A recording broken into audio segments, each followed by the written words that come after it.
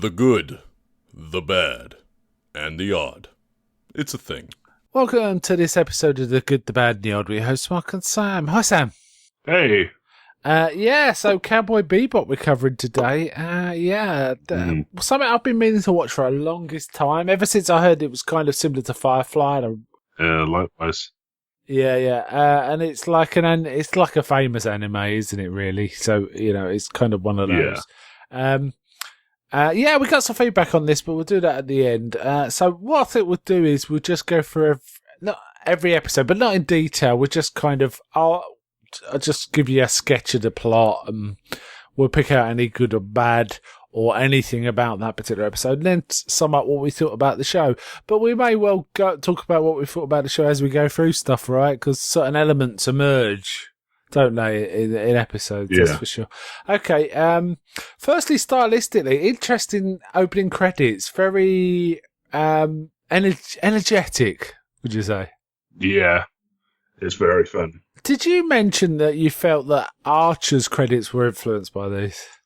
Yeah, I thought it might be this, but then I saw about this big compilation of film intros by this guy called Saul Bass. Yeah, Saul Bass. Clearly way more of a... Yeah.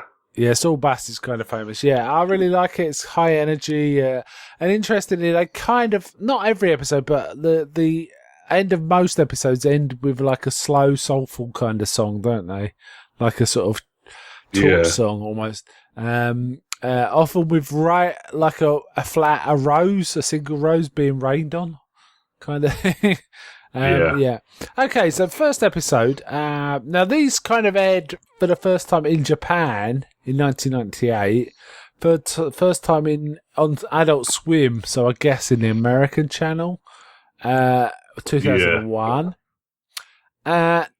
You could watch on Netflix. They had both the original language with subtitles or an English dub. Why did you watch them? I watched them English dub. Because this is the show that supposedly it basically set the benchmark for how you do a dub. Yeah, I have to say I did try a few minutes of the original language in the subtitles, and then I tried the English dub and the subtitles, and obviously they worked really hard on the subtitles because they basically improved the dialogue. The dialogue in the subtitles was pretty flat, and they just improved it here everywhere. Almost every line's got some improvement. It's better written. And also the dubbing really matches the sort of talking in a way that's, sometimes with anime, when you're watching it and it's a dubbed one, they have these odd words in there just to create a syllable. Do you know what I mean? And it just feels a bit weird. They did it with, I think, Attack on Titan, for example. There was a bit of that. Yeah, so. But I think this one, they kind of filled it out perfectly. It was kind of really, really well dubbed. The voice actor was really good. It kind of fit the characters. Yeah, they got some more experienced voice actors because it was kind of a trend to have like anime be the thing you cut your teeth on. But they got like proper voice actors like Steve Bloom and. It was weird because I started recognizing voices from like cartoons I watched as a kid. Like there's a character in it who's themed after a cowboy, and he's voiced by one of the parents from Fairly Odd Parents. Wow, weird. That was weird. Yeah, I know. Yeah, I think I know the one you mean. Yeah. So overall, we thought the dubbing was pretty good, right? We liked the dub. Yeah. It really worked in the favour of the show, in particular the character of Ed, who we'll get onto. I thought was done really well, actually.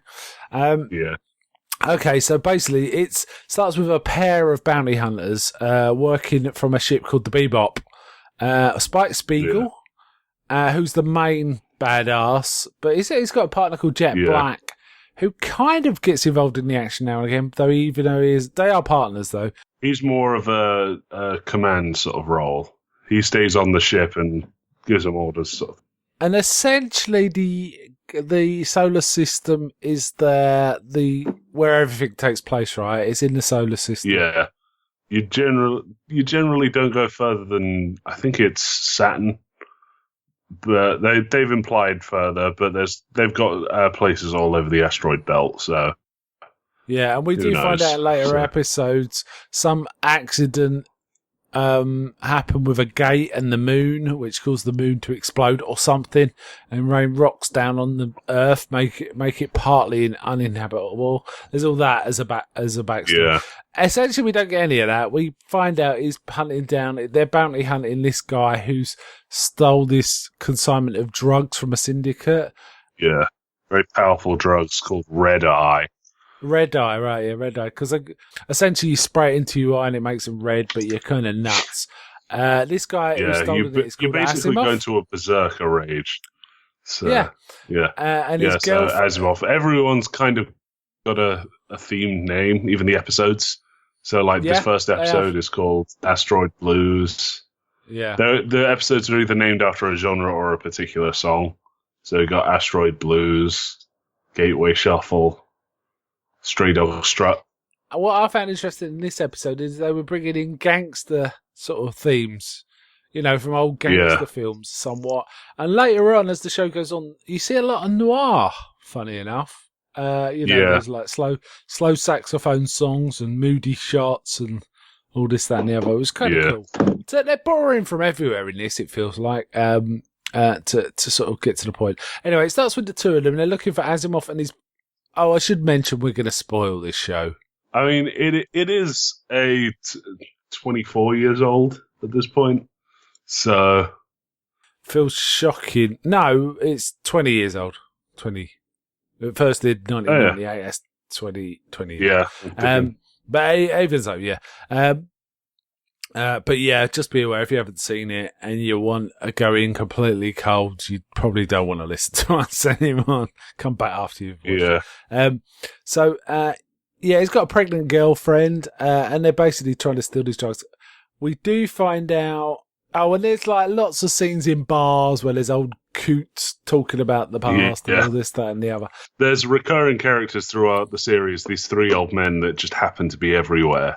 Yeah, and they just keep talking about, and they confuse their own lives with stuff they've seen on the news or stuff they did 20 years ago. And no one's particularly sure what anyone's done. Yeah. A vial gets sort of stolen, but it turns out he has a massive number of vials of this stuff, and he's trying to steal it from this syndicate. Yeah. And it turns out that the pregnant woman isn't pregnant; her belly is all the vials, right? So they kind of have there's a fight. They chase them. There's all this going on. They chase them up into the atmosphere. Yeah, that's right. Basically, the girlfriend realises this bloke's completely off his head, and she shoots him, right? Yeah. But does the ship also get blown out and she floats into space and like Spike's just looking at her? They both steal a ship from some random person. Yeah. And Spike chases them in his own ship, which is called the Swordfish. Yeah. But as they're like having their little chase, the police catch on and just shoot down her ship. Yeah. So she's got that's it's the kind end of of a tragic end, isn't it? Right? It's almost like her and Spike have got some sort of connection, even though they only met once in a bar, and he kind of wants to help her, but he can't, and it's kind of ends on a downbeat note, doesn't it? It's kind of noirish, right? The setup of this whole series is just the two of them. Well, that doesn't last, does it? That doesn't last. The next episode very quickly gets changed. Yeah, next episode, Stray Dot Strut. Now here, it's all about there's a valuable dog, and I think it's a lab animal, and they kind of trying to track down this dog. It's called a data dog, but they never really explain what that is. And it's bizarrely a corgi, which is a very British breed. It's a Welsh corgi. It's a Welsh to be corgi. particular. Yeah, but it's really unusual to see that breed on stuff like this. Yeah. But he becomes, they call him Iron, don't they? And he becomes part of the crew, really. They just keep him. This episode is basically Spike kind of gets lumped with Iron before they adopt him. And him chasing around a criminal who wants to sell this dog for huge amounts of money. It kind of reminded me of Cruella de Vil, kind of. That was kind of that vibe. A little. And they're trying to.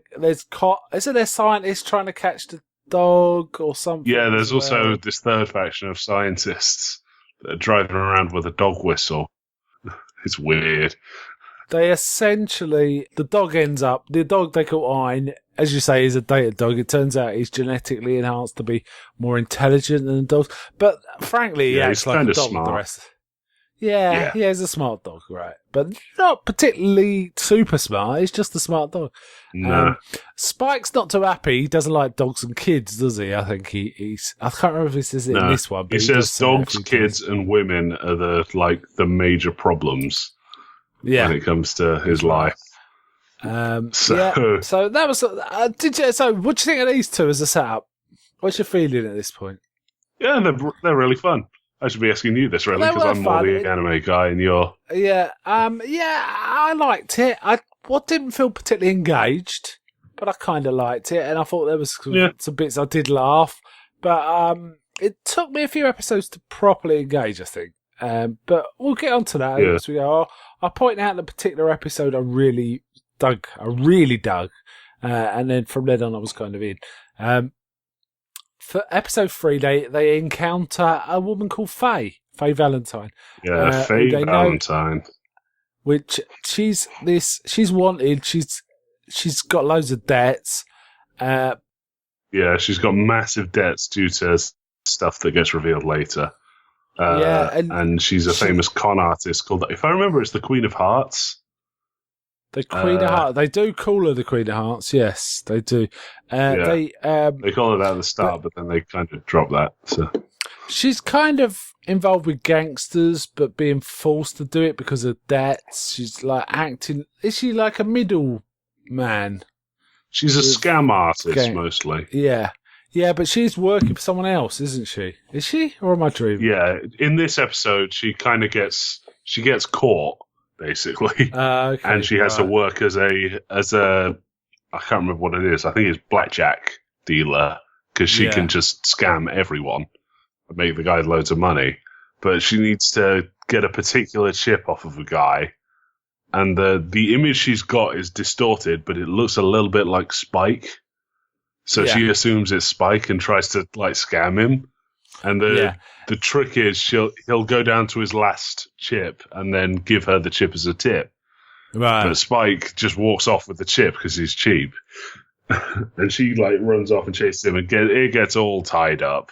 Yeah, this character did remind me of Firefly because he reminded me of Saffron. The character of Saffron in Firefly somewhat, con artists. It's like a combination of Saffron and, what's her name? Wash's wife. I can't remember either. That's bad as well. Oh, she's a bit of all the women in Firefly except... Kaylee, maybe. Yeah, Kaylee. Because she's a bit like Inara. She's a bit like... She's always got about men, they're so easy to manipulate and all this, that, and the other. And Spike goes... And Jet is anyway. She's not quite tied to them at this point, is she? No, she kind of keeps leaving and coming back. She does keep leaving and coming back. She does it all the way through. So we find out Spike and Jet are pursuing a bounty of someone called Twinkle, who's the leader of the Space Warriors. These eco-terrorists. They got a bizarre... Oh, God, this episode. Yeah, this one kind of lost me. They've got a gimmick where they turn people to monkeys. Yeah, it was kind of... I didn't follow what was going on. It was almost like... This feels like the script they're playing to doesn't match what's going on. I didn't quite understand what was going on, to be honest. And it kind of lost me a bit. Yeah. But it is the episode where Faye just kind of says she properly joins the group, even though she she keeps wanting to go off and all this. Anyway, not a great episode this for me. Anyway, number 5, Ballad of Fallen Angels. Now we meet. Oh, this is a great episode. Yeah, we meet Spike confronts someone who looks quite a lot like Spike with different coloured hair, but it's Vicious, and Vicious. Now this had one of my favourite scenes in this show where he introduces himself to Faye at the opera. And, like, in most shows when they're trying to do, like, reputation, they'll, like, talk about stuff that they've done a lot. So like, oh, that person won so many tournaments and has never been beaten. But in this, he just walks up behind her. She asks his name. He says Vicious, and like you can see, like she just starts panicking internally. Like her eyes go wide, her mouth just drops. She starts shivering. It's all sorts of terror. He's got a reputation. He's obviously got a reputation. Now, he's part of the Red Dragon Syndicate. Now, interestingly, Spike and Faye and Vicious are drawn particularly Japanese, are they? They're kind of Caucasian or non-race, whereas the elders of the Red Dragon Syndicate are. Yeah. I thought. Anyway, they kind of look Japanese. It's kind of interesting. And everything's kind of labelled Japanese, and the food they kind of eat. Yeah, the food they eat is like bell peppers and beef and ramen and rice. Yeah, in many ways it feels like a sort of punk version of Blade Runner to me. Kinda, yeah. There's that kind of vibe, I think. I could definitely see this. It's Blade Runner, but on the off-world colonies. It almost feels like Mega City 1, but in space as well, to me. Some of it. Yeah, that's probably more accurate. Yeah. There was that kind of vibe. I mean, it is pretty much just Strontium Dogs. So. Yeah, you're right. Strontium Dog kind of plays into this too. Where were we? Yeah. We're Ballad of... Yeah. So we encounter... We're at Sympathy for the Devil. We get... number 6 is Sympathy of the Devil. This is where... this is I like this one. I did like this one. This one kind of... This is a weird episode. Vicious one was good, but this one followed it. But it was weird. It was like they have this this antagonist who's quite lethal, but he's an 8-year-old boy or something.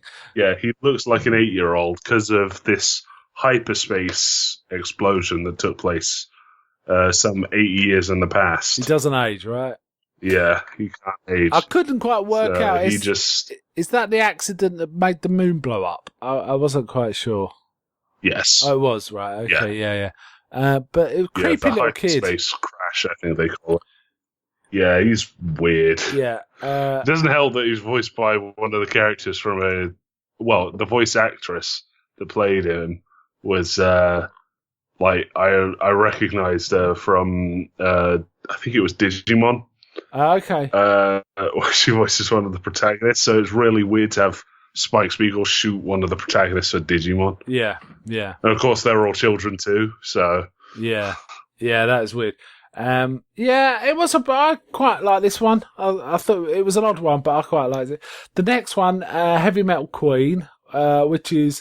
I really like this episode. Again, they're chasing a bounty of a guy called Decker who's running explosives. Spike makes a friend, really, right? He kind of makes his friend with this guy. What's his name? VT. Her name is VT. Her name's VT. And they kind of... I can't quite tell what's going on between the two of them. She hates bounty hunters, and his ship gets vandalized, so he has to hitch a ride with her. Yeah, but I did like the design of the space trucks, where they've got these big cones at the back that latch onto each other, and they can pull them along like trains. Yeah, so they can become almost like a convoy in space, right? Yeah, it's kind of cool. Yeah, there was some kind of nice stylistic stuff going on. The animation was really good. Again, the script was pretty solid. For me, the episode was kind of middling. I kind of liked it. It was all right. It was a quite slight change of pace, wasn't it? I did like all the kind of physics tricks that they had to do to get around this. Like there was a bit where VT had to open her door to use the vacuum to pull Spike in, and then close it behind him. Yeah, and there was a lot of they had to drop a high explosive so it would get knocked by an escape pod and bounce into a wall that they wanted to destroy. So yeah, there was some cool stuff. The next one was Waltz for Venus, where Spike basically he meets this guy who looks like he's, I don't know, a criminal or another bounty hunter. But we find out, in fact, he's trying to get this particular plant. They're trying to get this plant. But it's actually to help his own sister. He's basically doing a Blues Brothers, but he's doing a Blues Brothers, but not in a kind enough world. So he's doing it for his sister to restore her eyesight. Yeah, so there's But a personal he's- element, right? He's outrunning the mob. So Yeah. it ends on a really dark note. Like the guy dies, and Spike has to tell the Sister. sister that he's dead, and she needs to find another place to live. Really, Yeah, it's pretty depressing. that was grim. Yeah. Now, number nine. Now, this was Now on to the next episode. Jamming for Edward. Now, this is the one that I really dug. I really like this one. We find out some satellite is writing giant, drawing giant, like massive pictures on the Earth. Smiley face. And the Earth is kind of been vacated because of the falling rocks, but not everyone's left, right? Yeah, there's not enough. And we find There's still some people that live there. Yeah, and we find out that it's been hacked. Isn't there a massive bounty for the hacker to catch the hacker that hacked it? Yeah, there's a huge bounty. Yeah, it eventually gets revealed that it's just a war AI that's kind of lived out in space and gotten bored. Got lonely. Now this made and is just drawing. This made me think of Dark Star. You know, the bomb that gets bored, and they have to try and talk down the bomb. It reminded me of that a bit. But they need help. The crew need help from a super top hacker who's called Edward, right? Radical Edward. And they find out it's this girl who's bananas, basically. Yeah. She is completely mental. She's mental. She refers to herself in the third person. Edward, Ed wants this, and all this. She is properly bonkers. And the thing is, her full name, or so what she claims is her full name, is Edward Wong Hao Pelapu Tirusky. Nice. Tivruski. Yeah. The third. Yeah, she gets on. No, the fourth. She gets on quite well with Iron, it turns out. Anyway, she's got super hacker skills. She's so good, in fact, they can't even tell if she's hacking or just playing video games or goofing around with computers because they can't follow what she's doing. She's a genius kind of hacker, but she's like crazy. And in fact, they decide right at the end they're just going to leave her, and like she's saying, they're leaving Edward or whatever it is. And she goes, oh, well. And then she pulls out this, like... Yeah, and then she just whips out an RC controller. And turns around their ship. And just turns the ship around and brings it back. So they have to go get her. And then she joins the crew, right? So they've got 5 of them now. There's the dog, Ed, Faye, and Spike and Jet. So, and Spike at the very end, like, just says, 3 things I don't like. Women, kids, animals. Why the hell are they all on the ship? It's kind of funny. It's kind of nice. I really like this episode. I really did. So the next one I like too, which is Ganymede's Eulogy, which is Jet. They land on Ganymede. Yeah. He was in something called the ISSP, which is like the space police, isn't it? Right? I think it's the Intersolar System Police. Yeah, so. and we find out he was in the police, and he used to be called Black Dog. All right, not Jet.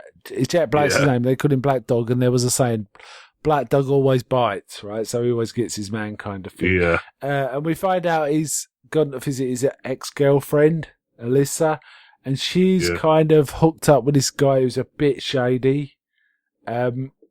And then we find out the boyfriend shot someone, but it might have been in self-defense. I don't think it's entirely clear. But it's like all criminals shooting criminals anyway, so, Yeah. And he kind of has to chase them down, right? Yeah. He chases them down and kind of sets them right. So sets them right, yeah. That's all sorted, but he kind of leaves on a sour note. So... Yeah. So that's Jet. We find out a bit about Jet. I haven't mentioned. It's got like a metal arm, or a robot arm. I forgot to mention this. I honestly thought his accent was Russian in the first few episodes, and I don't know if I was just mishearing it. Yeah, I thought it was meant to be like a Russian, I will do this. But it turned to like gruff American. But I think I might have mishearing it. I don't know. But it obviously wasn't by the end, anyway. But I like this one too. Right, so the next one was Toys in the Attic. Now this was, I found this properly bizarre, this one. Oh, yeah. This is kind of funny. It was very much a Red Dwarf plot. Yeah, it also made me think, again, of Firefly. There's an episode of Firefly where they all get incapacitated by an assassin, apart from Jane, who sleeps all the way through it. It reminded me of that a bit, but it was very Red Dwarf, yeah. So this weird creature gets into the ship and it bites them and kind of renders them unconscious, right? Or not able to. Yeah. But Spike and Ed are kind of still trying to find out what it is. It's a Spike and Ed episode as they run around trying not to get bitten. Because it ends with Spike revealing that he hid a lobster in a fridge that he had like tucked behind stuff, and he just forgot about it. And the lobster has somehow mutated. Yeah. And the end is like this dramatic orchestral piece as the fridge goes spinning off into space. Yeah. And then Ed just eats the mute lobster. Yeah, I was just like, doesn't Ed eat the monster, basically? And it ends with them being unconscious. So I thought it was going to be a two-parter, but the next episode, no, that's all forgotten. They're back to how they were. It's like, what? No. I was confused. I assume it just wasn't as poisonous as they thought it was. Yeah, maybe they just come out. Now, the next two episodes are a two-parter, Jupiter Jazz. Basically, Faye robs them and leaves. She takes all their money and leaves. She robs their safe. Yeah. She does this every so often. And Spike can't be asked, can he? It's like, Yeah. So Jet chases her while Spike finds out about something about his ex-girlfriend, Julia. And he kind of follows that thing. And we get some more fighting with Vicious, right? Which is kind of cool. Vicious shows up a bit. So that's kind of cool. What was the relationship between Spike and Vicious, do you think? They both worked in the Syndicate together. Right. Was it more than that? I couldn't quite tell if they were meant to be kin. There's implications that there was some sort of war on Titan. Okay. Which is most heavily implied in this two-parter. Yeah. Because with it's those two and this guy called Gren. Yeah, so they had some sort of... Yeah, I remember it now. It's coming back to me. So it kind of... The first episode kind of... The second one is basically we phase off doing stuff, and she encounters a guy who hates Vicious, doesn't she? Yeah, this is Gren, who's, I think I mentioned him a moment ago. He was another comrade of Spike and Vicious's. And he works as a lounge singer, but he's planning to assassinate Vicious. Right. And Faye finds out that Vicious framed Gren for all sorts of stuff in the army, which is getting him chased down by everyone. Yeah, also, while injured, for some reason, he decided to just start giving him female hormones, which made him grow breasts. Oh, yes, I forgot about that. That completely slipped my mind, but that was ridiculous. Because, Faye's kind of... I don't know if she's attracted to him, but she doesn't realise until Greg comes out of the shower and he's got boobies. And the moment of confusion is hilarious, because she's like, wait, you're a man? Wait, what? You're a man? What? At least says, I'm both. She's got a gun on him. I'm both. Well, so. It's kind of funny, that. And there's a massive fight at the end, isn't there? A massive fight. Yeah, massive fight, because Vicious is there, so of course. Yeah. And Spike, and there's a couple of Vicious's lieutenants There's running around as well. So it's kind of fun. It's a brutal episode. Yeah. Gren gets shot and basically just says, send me off in a spaceship, I want to head back to Titan. Yeah. And when people tell him he won't make it there, he's like, I know. Yeah, just send me brutal there. And that's the last we see of him. Okay, so the next one is Bohemian Rhapsody. Nice. This is about this criminal mastermind who's been staging robberies. Yeah, basically somehow a load of small-time crooks have been able to basically steal toll money. Right. Just by flying through the toll. and they all had a chess piece on them, so they figure out that there's some sort of connection there. Yeah. And they find out it's this really... It's not a very enthralling episode. No. It's basically Ed plays chess while all of them find this old guy. Yeah. And that's about it. Now, this one made me think Hitchhiker's Guide to the Galaxy. I think in the books, they basically find God, and there's an old bloke that lives in a shack who talks to his cat. And it just made me think of that. And there was a bit of the Matrix too. You know, there was a bit of that. In fact, the Matrix definitely comes up in a one we haven't got to yet as well. So it's kind of fun, and like Ed's kind of also, you know, doing quite well and stuff like that. Don't they also find out about the accident that destroyed Earth as well? The whole moon stuff. That it was kind of, people knew it was going to happen. Yeah, but they went ahead with the construction anyway. Okay. So. Well, the next one, number 15, is My Funny Valentine. Now, we get quite a bit of Faye backstory in this one, don't we? Yeah. We kind of see that she's got frozen and poisoned and stuff. Her memory, basically, is that she got woke up from a cryogenic slumber. Yeah. And was basically introduced to this doctor listing off all her costs for doing it, and a lawyer who scammed her pretty much for all his debt. So so it's like millions and millions of woolongs. Currency here is woolongs, right? So that's where her debt came from, isn't it? Yeah. Now that was only the start of it, because as it stands, her debt is now way bigger than that ever could be. So she just kind of, they find the lawyer, and then she just kind of lets him go because it's not really worth it. Yeah, because what he's added is like trivial compared to the whole amount, right? Or something like that. So it's like, So we get some backstory about Faye. It was kind of fine. Yeah, I didn't mind this. Yeah. It was kind of moody, wasn't it? It was a moody episode. It was weird because I didn't pick up at first I thought they can't just be doing like a flashback. I mean, it's anime, but so far it's been pretty different. So I didn't expect them to just flat out do a flashback episode. I thought it was going to be some weird cloning thing, because they got her out of the like cryogenics thing, and it was like a honeycomb sort of thing. So there was loads of them. Suggesting ooh, this could be really weird and messed up, and then it wasn't. So it was all right though. Didn't mind it. The next one, Black Dog Serenade. This is kind of we see a prison ship kind of get taken over by the prisoners. There's lots of slaughter. In fact, they kind of start slaughtering each other at one point, where one of them is like a mad dog killer. And this stone cold assassin just kills him, doesn't he? It's like, I'm not putting up with this. And he's the killer, the stone cold killer's trying to get Planet 4 or something somewhere, or a landing site. And he says to the Syndicate, I've got information you could use, but the Syndicate times have changed. You're old school now, you know, and they don't put up with it. Don't we see Jet kind of meet? Hold on, let me just think. He meets a former partner, doesn't he? So the guy on the ship is the guy that took off his arm. But we find out it didn't quite happen how Jet remembers it. It didn't quite happen.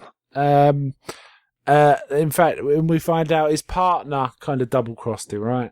So we find out what happened to Jet's arm, basically. Yeah. This was all right. Yeah, not bad. Okay, so the next one on the list was Mushroom Samba. So this was episode 17. Samba. Say again? I really like this one. It was goofy, wasn't it? They basically crash on a planet. Is it Io? Sorry, a moon, Io. Yeah. Because they're all busy, they send little Ed out to look for stuff, which seems patently reckless to send a young girl out to look for stuff, but Ed can kind of look after herself. She goes with Ian as well. Yeah. And they come across, is it another bounty hunter? They come across she runs into a couple of bounty hunters, including one that's a reference to Django. Nice. The original Django, He's like dragging a coffin. He's like, I'm going to put you in the coffin when he sees the bounty. Yeah. And a truck hits the coffin. Yeah, nice. But essentially, there's all these mushrooms, which Ed comes back and they all start cooking with mushrooms, right? Yeah. But it turns out and they all get high as kites. Massively hallucinogenic, aren't they? Yeah. So, yeah, that's cool. It was fun. It was kind of fun. Yeah. It was like watching any of those kind of druggy films, like, I don't know, Beavis and Butthead Do America, where they drop acid. Yeah. Kind of stuff like that. It's the best bit of Beavis and Butthead. Yeah. It was a fun episode. I enjoyed this one too. It was like Ed's always off for Ed anyway, which kind of makes me laugh. So yeah, I enjoyed this one. Next one was Speak Like a Child, and we find out that Faye's, even though she's massive in debt, she's just spending her money on betting, isn't she? Gambling. Yeah. Well, I guess she's trying to win enough to pay it all back, and at that point, it's not exactly going to make a massive dent in her debt if she loses. So, yeah, and it's very weird, this particular episode, because she gets a package containing an old Betamax tape, which is so weird to when they reference it, because like VHS is kind of gone now pretty much, right? And it's really weird to hear Betamax being talked about. Yeah. But yeah, it's kind of, it dates this episode a bit, really, I guess. Yeah. But, maybe not. Okay. But the thing is, they got no way of watching this tape, so they have to find something to watch it, don't they? So there's a bit of that. But then Faye runs off, doesn't she? Yeah, she basically, they get the package, she sees who it's from, and then she just leaves to go on the horses. Yeah. And then Spike and Jet basically have like a whole like run around trying to get a Betamax player to play this tape. Yeah, and they eventually get over way of watching it, and it's got a young Faye, hasn't it? Yeah, and her friends. Well, what happens is they break into like the National Archives, pretty much. Yeah, pretty much. Steal a tape player. Turns out though that it's VHS, not Betamax. Yeah, so they stole some ridiculously valuable tech that's completely useless to them. Yeah. So that kind of wasted their time. So there's a lot of to and fro in this episode. Almost immediately afterwards, get a Betamax player delivered to them. So ultimately redundant. Yeah, well, that delivery was that ambiguous? I presume it's from the same person who sent the tape. I assume. So there's a lot of them trying to find something. It's girls in a school, right? Talking to it's their like a future tape. selves. It's pretty much like a tape a parent would make of like their kids on holiday, sort of thing. It's like a very young Faye, like running around doing stuff with her friends. Yeah, and she can't remember any of it, can she? Which kind of really bothers her. She's just upset, right? Yeah. Yeah. Okay, what do you think of this one? I thought it was fun. It was alright. They're all pretty fun. It was more like this was very Firefly in that they did a big heist and ultimately got nothing for it. It was a heist episode, yeah. Yeah, it was, yeah. So, yeah, it was fun. Yeah. The next one, however, I think I enjoyed most, but it was also very uncomfortable. Yeah. Okay, so the next one is called Wild Horses, and it's about Spike taking the swordfish in for maintenance. Yeah. And now we haven't said, have we? The swordfish is the smaller ship that's got it's kind of cool, pointy. Yeah, I don't know. It looks a bit like a Star Wars kind of cannon. ship. Yeah, it's very cool. It's very cool. Yeah. Anyway, he has to get it fixed up, doesn't he? Yeah. And is there an old mechanic or something? I'm trying to remember. There's an old mechanic, and he's got like a young assistant who's watches and plays baseball. But while he's getting his ship repaired, Faye and Jet are trying to take on these pirates. Like pirates, that have been downloading viruses into people's ships so that they can raid them with grappling hooks.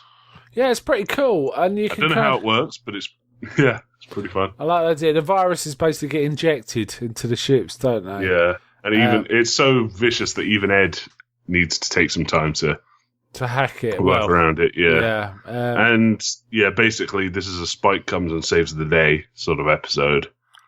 yeah, because he's the one not there, right? So he's not affected by the virus initially, and then he gets stuck just coming into Earth's orbit, so Jet can't pick him up. He has to wait like 7 hours or something. Yeah. And he doesn't have that much oxygen. But then the old mechanic shows up in the Challenger, the space shuttle Challenger. Yeah, that's so weird. It's so weird. And just helps him. Just takes him in, and it kind of gets pulled inside the Challenger, doesn't it? And it's kind of there. It's so weird to see an old Challenger. The Columbia, I think it was one of the space shuttles. It was one of the ones that exploded. So. Yeah, but that crashes, but it kind of protects. It's a controlled crash as opposed to boom explosion. Yeah, this one was all right. Yeah, you like this one? Yeah, It's kind of got it floats between the calm bits with Spike getting his ship repaired and the kind of high stakes thing of them trying to chase down these pirates without getting shot with harpoons. Funny enough, this episode made me think of Clone Wars. I don't know, it felt like it had a bit of a Clone Wars vibe.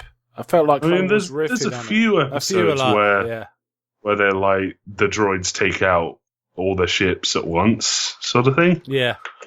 There's a few like that, yeah. The next episode's a real good one. Ooh, this is a good one. Pierrot Le Fou. It's basically this weird killer. He's like a big man with a rictus grin. Yeah. Wide eyes. All these weapons. It's kind of a bit Jokerish or something like that, isn't it? Or Riddler. Joker, it's really creepy, and at the end, it's really tragic. So. Yeah, in some ways, it did remind me a lot of Batman Killing Joke. Things like that. There was definitely a touch of that. This was a V. It made me think of V for Vendetta somewhat. It was only that they couldn't figure this guy out, and like he was running rings around them, and he kind of was relentless, wasn't he? Yeah. He'd just sort of appear, and he had these weird like flying powers. Yeah. I presume that was built into his clothes or something. I really wasn't sure. So my theory was that the premise for this guy is that the government was trying to make some sort of super assassin, able to get anywhere and do anything, sort of deal. But what happened was they put all the stuff in him, and then his brain started to deteriorate and roll back. So when he was he starts to get mentally younger. So he can't remember stuff that he's taught and all sorts of stuff like that. Yeah, don't we see him like being experimented on in a lab? Yeah, we see like all these wires put into his back and then like shooting him almost point blank with a gun and the bullet being deflected by some sort of force field. Yeah. So what I'm thinking is maybe he had like some sort of electromagnet put in him, and that's also why he could sort of float. Yeah. Yeah, again, that kind of made me think of V. There's another reason it made me think of V. It also made me think of Wolverine a bit, or maybe Deadpool. You know, it's being experimented on to make a superior assassin or whatever. I really like this one. It was pretty action-packed and kind of intense, and some of the artwork in it was really nice as well, really effective. Funny enough, apparently it's also called, and I think this might be the Japanese translation, The Clown's Requiem. Because he was, I would say a clown, but more a harlequin kind of. His face was almost mask-like. It was a jokester character, and he was running around a theme park, so I can kind of see it. Yeah. Again, ties into the Joker's kind of deal, right? Okay, the next one was called Boogie Woogie Feng Shui. This is weird. It's about a guy who's like an expert in Feng Shui. And Jet kind of gets this weird email about an old friend, and he goes to his grave, and this girl who, I don't know how old this girl's supposed to be. I assumed 15 or maybe 20. Yeah, something like that. Quite young. She suddenly says, get down, and there's some two blokes shooting at him, right? And shooting at him, and they kind of make a runner. And it turns out this is the daughter of is it an old colleague of Jet, or someone he knows? It was, if I'm remembering correctly, it was an informant in the mob.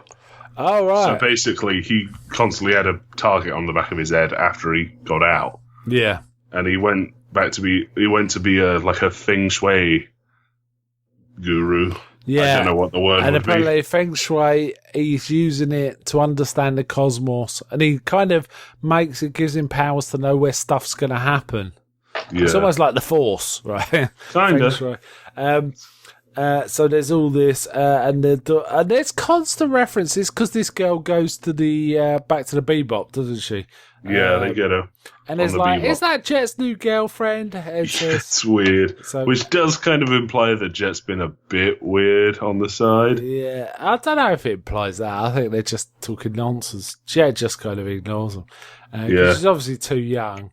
And, Ed does say the great, and Ed's kind of a flake anyway, so, fair enough. But yeah, I like this one. This was pretty fun. And it turns out this bloke, they find him, don't they, right? And he's kind of doesn't care about stuff. He's almost like detached. They basically figure out that he's like stuck in hyperspace. Yeah.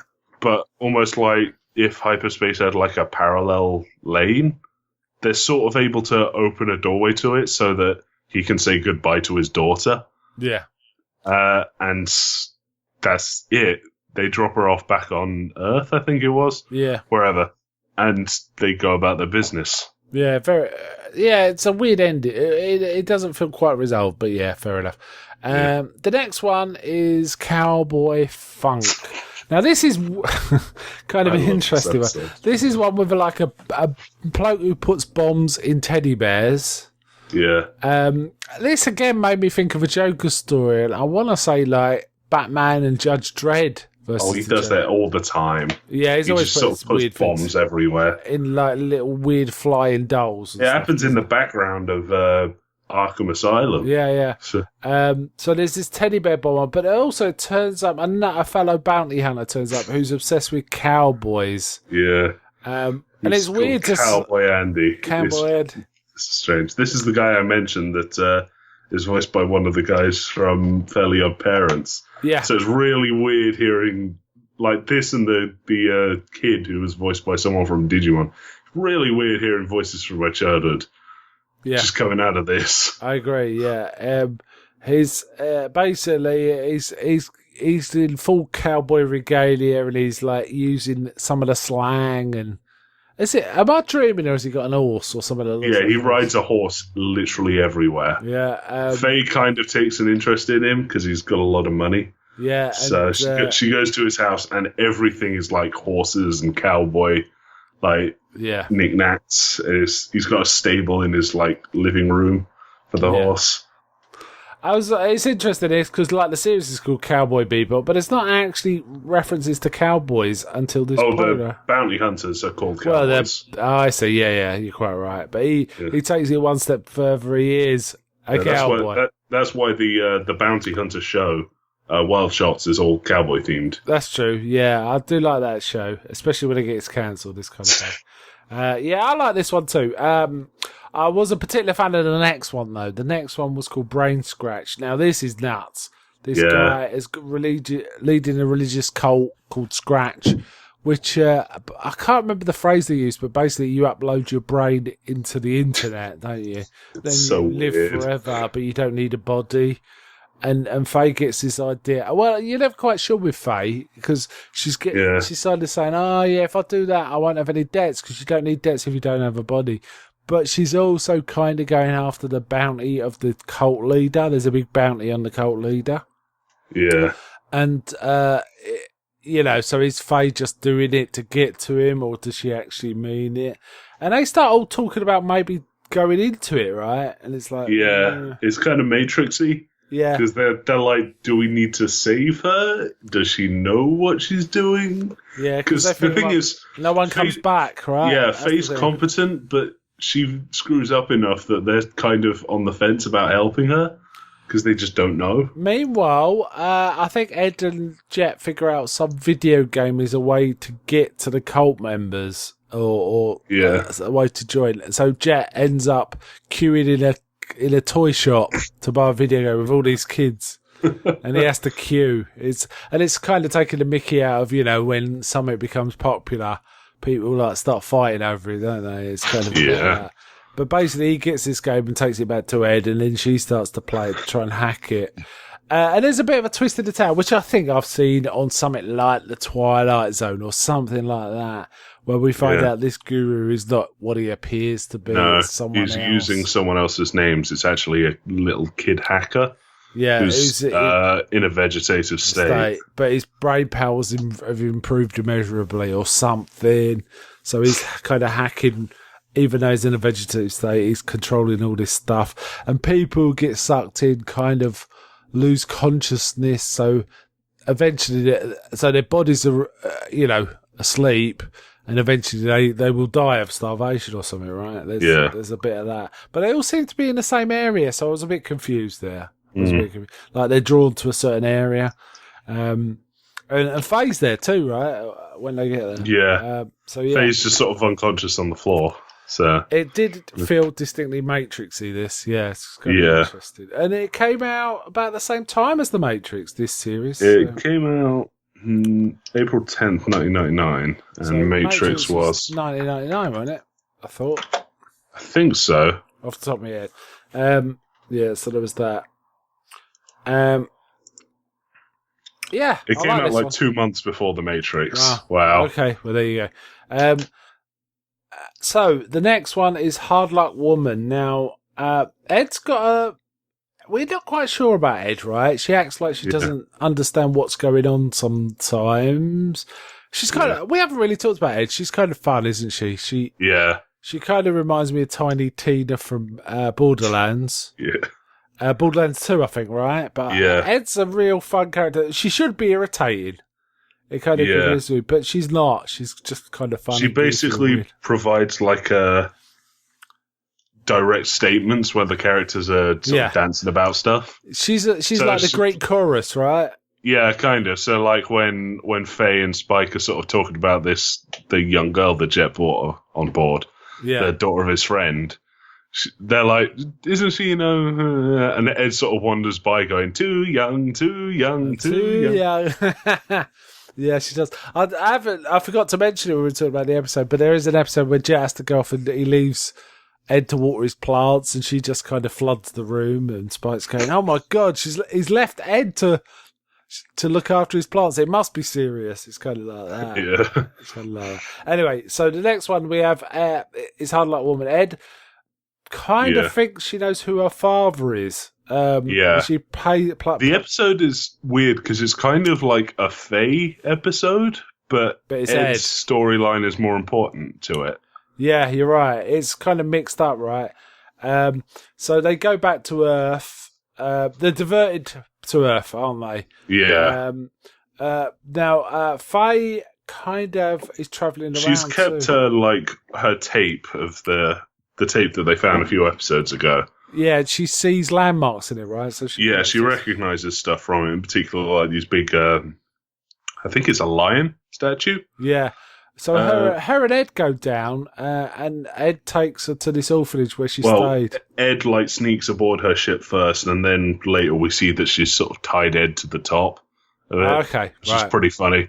So yeah, so there's a nun. There's this nun in charge of all these kids, and Ed says, she gives Ed a picture of her father, but Ed kind of says, I only come back here because the food's good. Yeah. That's the only reason she wanted to come back. But you feel there's more to it than that. But you can never quite tell with Ed, right? Yeah. And then Faye kind of recognises stuff. Faye eventually finds out she goes to where the thing is, and she finds one of her old friends. Who's really old. Yeah, she's really old. So which indicates... She's in a wheelchair and with a potential granddaughter. Yeah. So. And then she even about to tell her granddaughter who Faye is, and Faye says, I'm a memory. I'm from somewhere else and stuff like that. She stops her saying it, really. Yeah. Then they Jet and Spike find the bounty that Ed posted secretly that's really her father, and he says, no, that's my father. And then they look at the bounty because they thought it was 50 million and it's 50, right? It's 50. It's just Ed has put loads of zeros after a decimal point. Yeah, so to fool them. And she says her father kind of seems pleased to see her, but then it finds out he's kind of obsessed with mapping meteors or rocks hitting the Earth, even though it means the Earth is constantly changing. It's a pointless task. He's obsessed with mapping all this, so he's a bit of a flake too, right? Yeah, it's kind of bad. You kind of see how it's kind of letting her down. Yeah, in particular, the orphanage she was at before, she just sort of wandered off there too. Yeah. So basically, he's such a flake. He's completely unreliable and just leaves her again. So she's kind of surprised, but she decides she wants to leave the Bebop, which is kind of a sad moment. And Ein's kind of following her. She says, "No, go back. I'm going. Do you want to come with me, Ein?" And he kind of acts all happy. So she goes off with Ein. So we lose 2 of the crew, right? Yeah. And Faye kind of she decides to stay with, her memories. Yeah. So she decides to stay where she was. Isn't Spike and Jet? Isn't Spike reasonably? Well, he acts quite not happy, but he acts like relieved. He sort of snarks that things are better like this, but he's still kind of disappointed. That's right. And then the whole series ends with a 2-parter, doesn't it? Called The Real Folk Blues, Part 1 and 2. Very convenient that they shoot out the funny characters just before doing this. Oh, and in the last episode, the goofy cowboy bounty hunter show gets cancelled. Oh yeah, and the lady presenter goes nuts, doesn't she? She goes, "Wait till my agent speaks." Her character's sort of a bimbo. Yeah, I think she's real airheaded.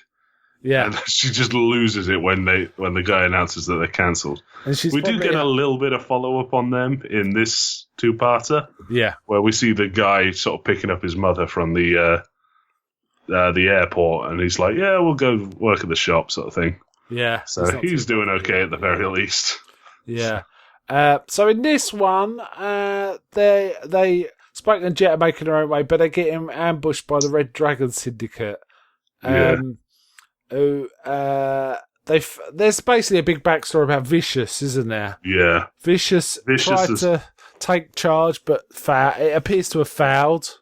Yeah. So he's at the mercy of the Red, but they're basically going to execute him, right? Yeah. But then Fate they torture him before they do so. Indeed, yeah. Not a good idea with Vicious, right? And then Faye bumps into the woman of, Spike's memories. Yeah. Julia. She bumps into. She just happens to find Julia, who knows who she is. Yeah. First of all. Yeah, it's a bit suspicious. Immediately has a message for Spike, and it's like, "We'll meet there," or something. Yeah.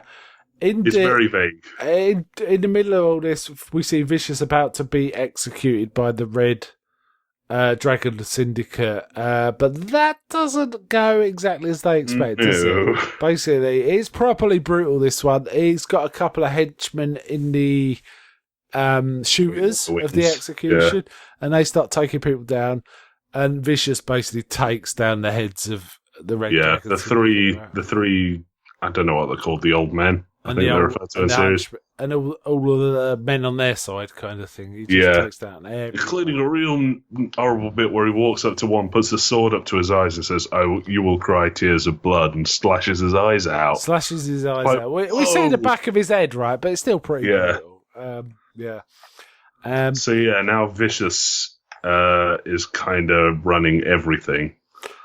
And it ends, if I remember, the episode of the first part ends with Spike seeing Julia in the rain. And now, was this a flashback? I wasn't sure because there was some flashbacks. This was real time.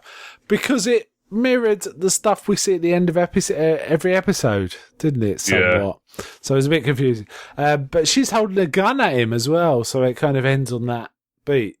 But then they're back together. Meanwhile, the next episode starts, and she almost immediately gets shot.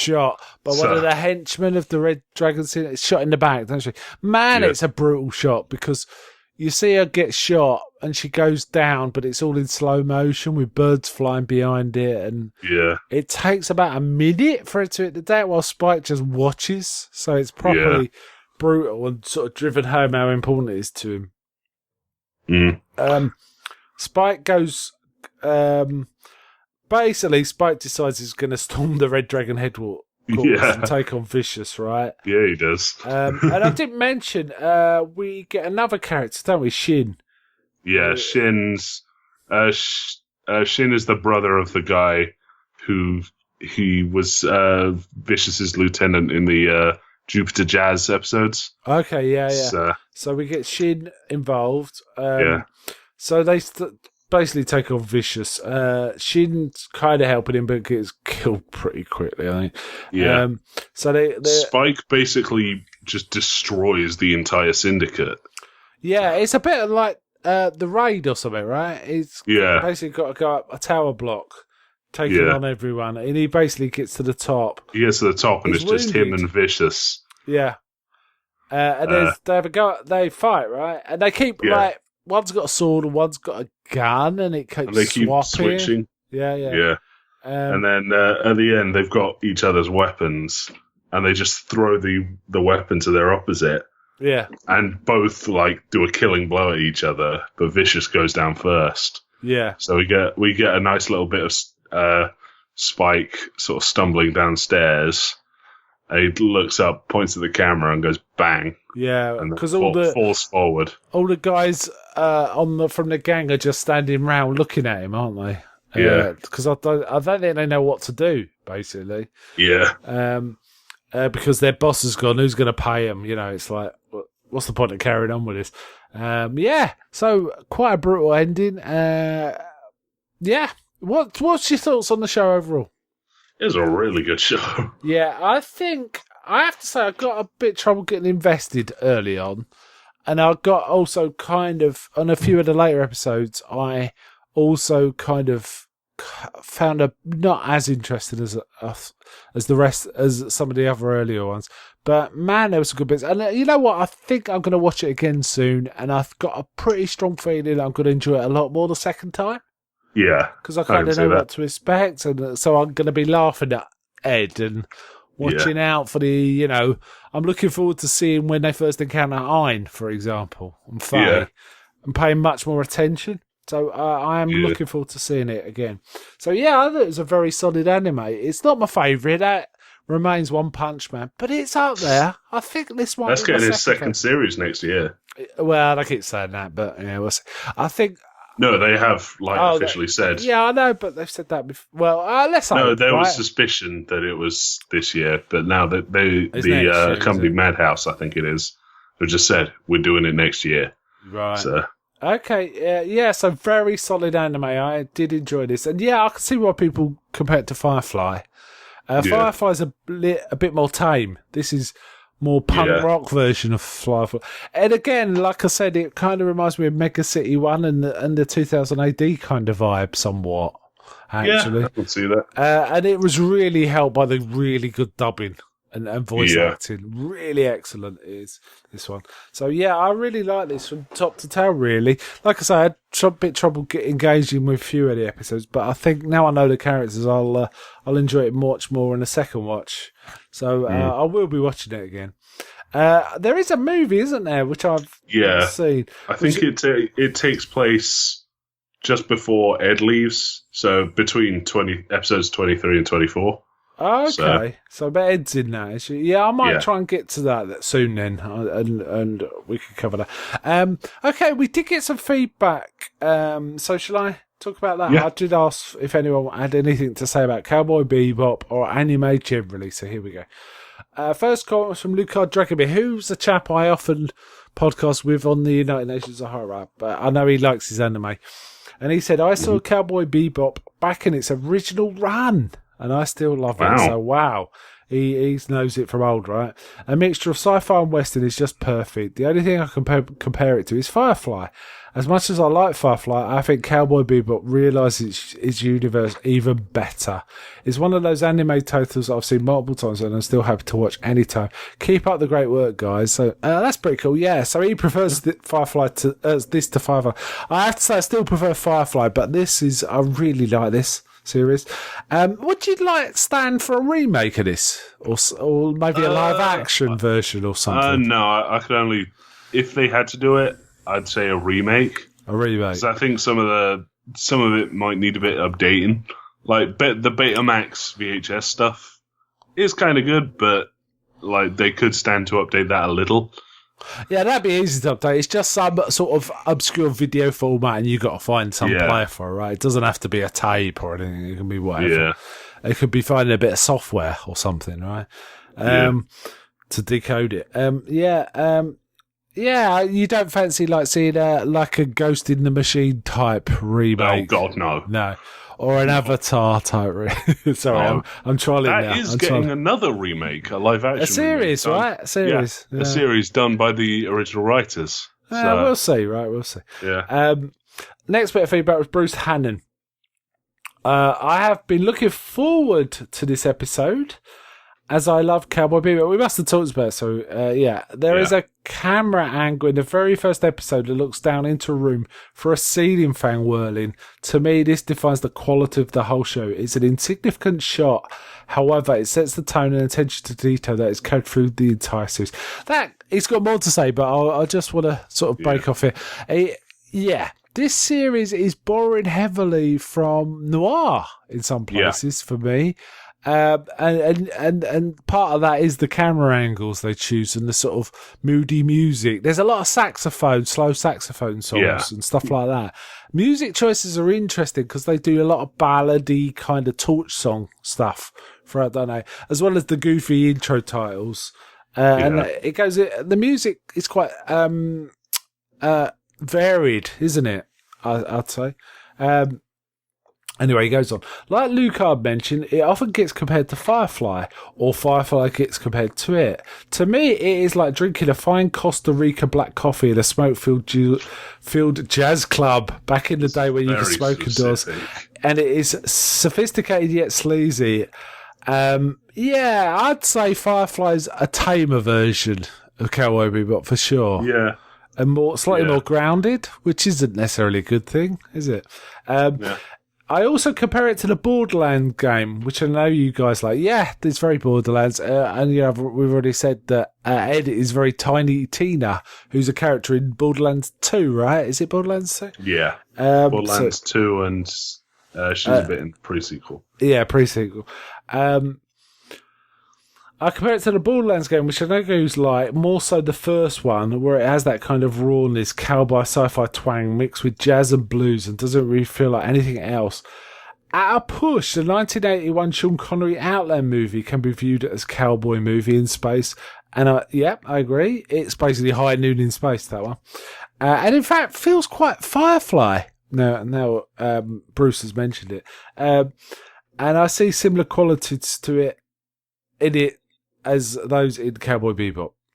I think if you're going to recommend an anime to someone that isn't into anime, it is probably a good place to start. It has aged remarkably well. The animation style is definitely anime Japanese, but not so much it feels like a culture shock, and the dubbed English acting is actually pretty good.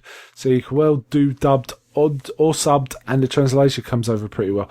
Yeah, I think the dubbing's excellent, and one of the things I've already mentioned about that is they actually improve on the lines. Yeah, the subs are a little flat compared to with the lines the rewritten lines they use in the dubbing. This is, I'd say, I don't know. Would this be the first anime you recommend to someone? I'd put it up there, but there's other, I feel, more accessible anime that rely more on Western tropes.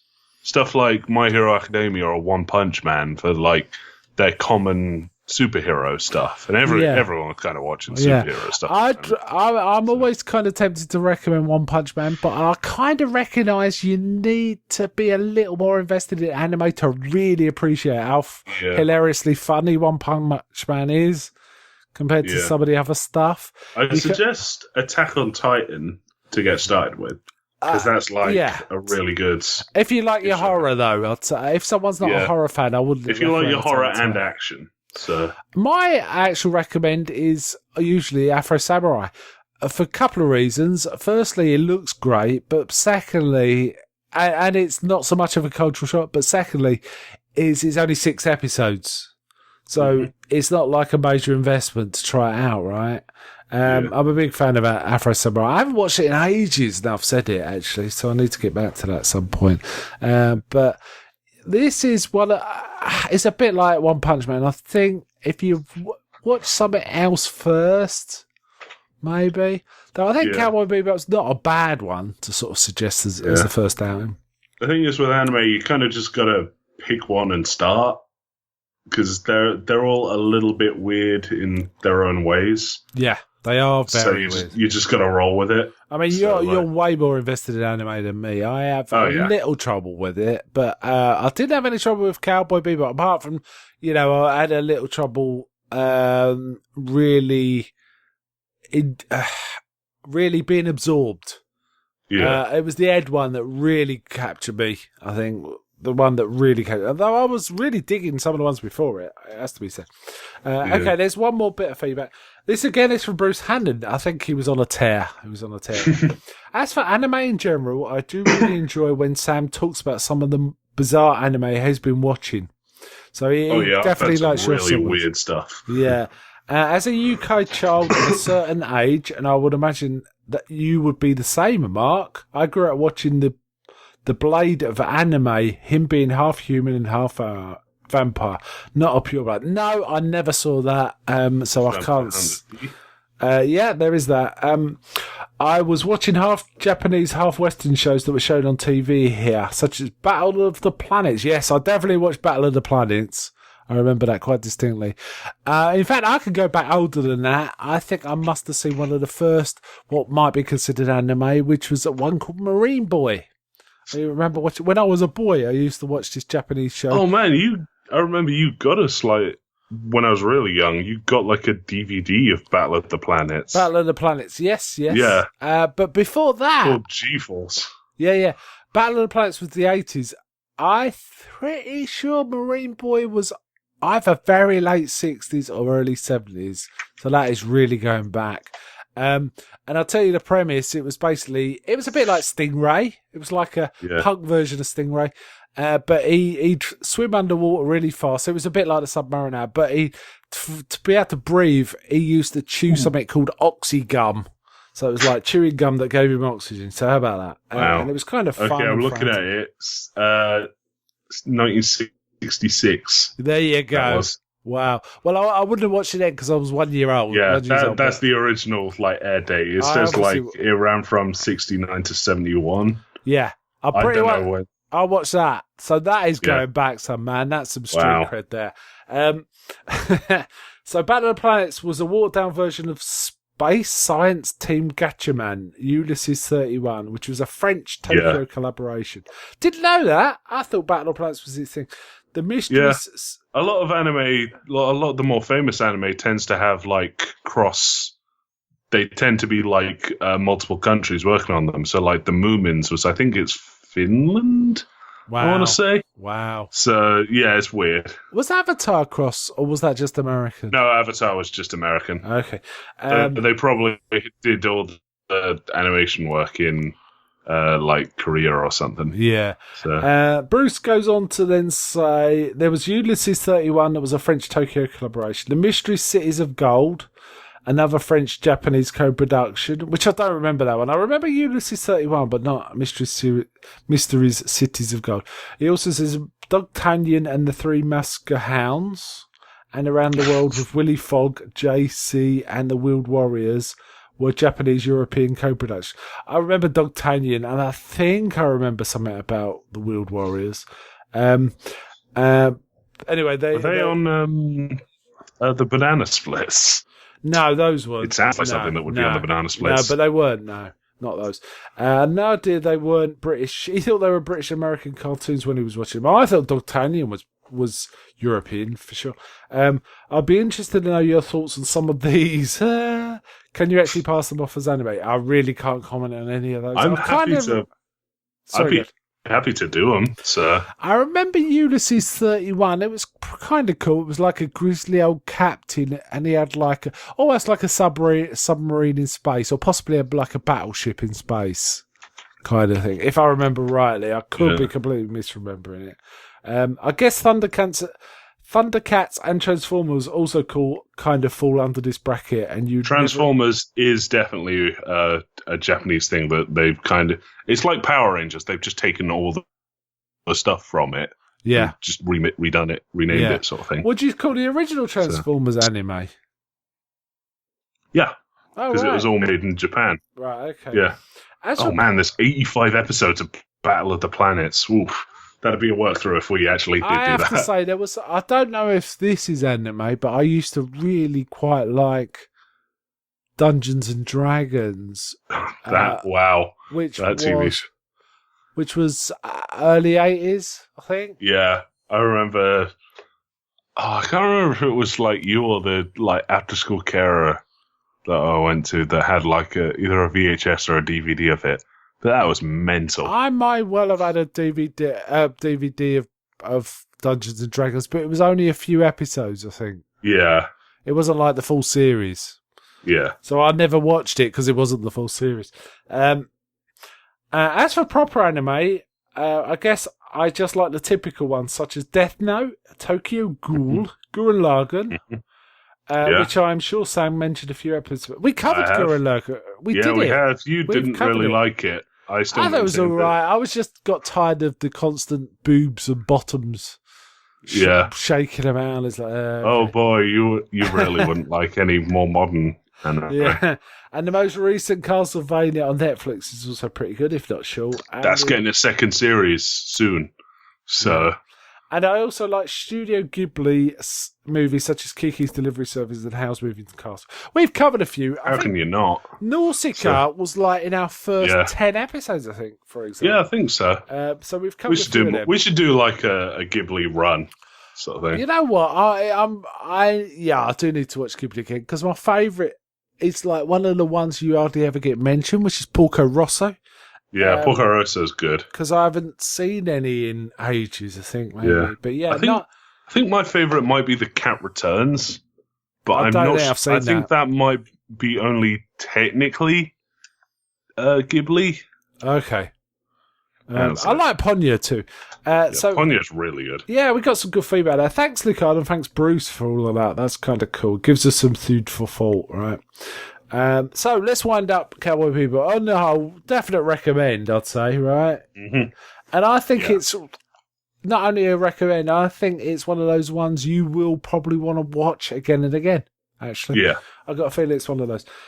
So pretty good. So next time we record, should we tell everyone what we were intending to do? We'll see. You're never quite sure if this ever works out, but we're intending to talk about Mandy, the new Nicolas Cage movie that's kind of got a bit of buzz around. We usually don't care about buzz or any of that stuff. We just do what we want, right? But we do want to kind of cover Mandy. So I think we're probably going to cover that time. I've seen it. I like it. You haven't seen it yet, have you? No, not yet. So if you hate it, maybe that'd be quite a good show. But we'll see what you think first. If you're lukewarm, maybe how well did Penny Dreadful do? Our episode do. What do you mean? Because I hated that and you liked it, so I can't remember. I'll have to check the stats. But yeah, depends. It'd be boring if we agreed on everything, wouldn't it? Let's be honest, we usually agree on most things. So. Yeah, and so far I've only seen Mandy once, so I'm kind of looking forward to watching it again in preparation for the show. So we'll be doing that in a week or so, I guess, of the release of this one. So let's wind it up there then. So bye from me. Bye.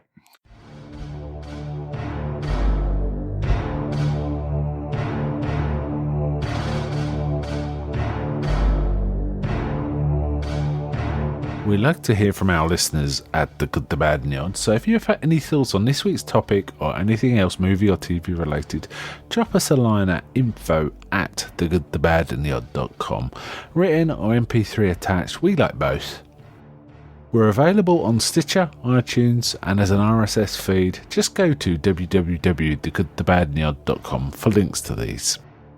Also, feel free to come chat with us by joining our Facebook group on www.facebook.com/groups/thegoodthebadandtheodd, all as one word. Thanks for listening, and until next time on The Good, The Bad and The Odd.